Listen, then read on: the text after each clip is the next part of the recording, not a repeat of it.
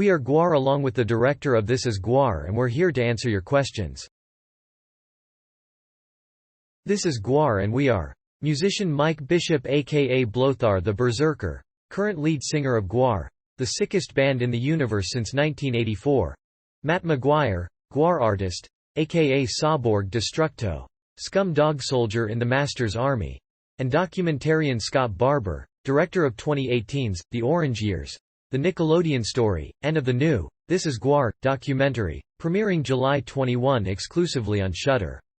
We're known to push boundaries, so don't be shy asking us questions about the band, our music, the character we play and costumes we wear, the fluid-drenched mayhem we unleash every time we're on stage, and our new documentary that brings you behind the scenes of GWAR like never before. We're ready to answer your questions, so send them.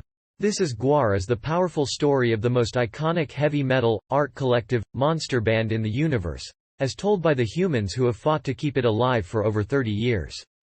The feature documentary includes interviews with members of GWAR, both past and present, as well as other artists including Weird Al Yankovic, Thomas Lennon, Alex Winter, Bam Margera, and Ethan Embry, also including never-before-seen footage of legendary GWAR frontman Dave Brockie.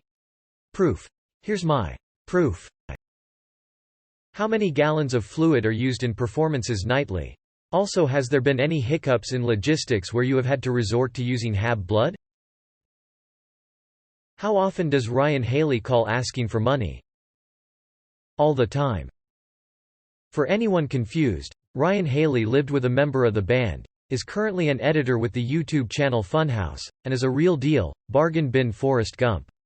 From playing music with Julian Baker in Memphis before she was big to winning a game show hosted by Dolph Lundgren to ruining John Carpenter's Day to being dressed as a character from Yo Gabba Gabba at Gwen Stefani's kid's birthday party to living at a fuck farm to renting out his room and living in the closet to being the victim of a serial creeper, he just doesn't stop.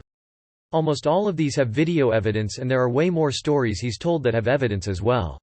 Here's an outdated post regarding his lore. Link. Hey scumdogs.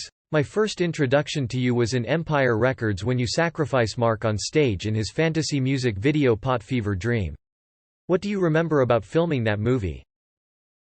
It was a lot of fun. Our crowd loved that we played the same song like 3 or 4 times in the set, then killed Mark each time. It was a blast.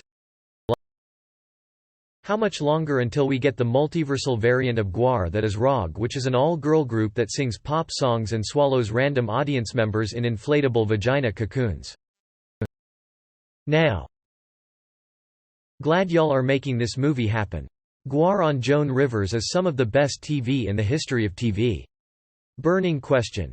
Will the El Duce monster be resurrected from the grave to fight once again?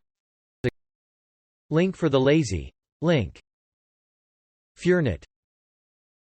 Would you be willing to do a Hot Ones interview? Of course.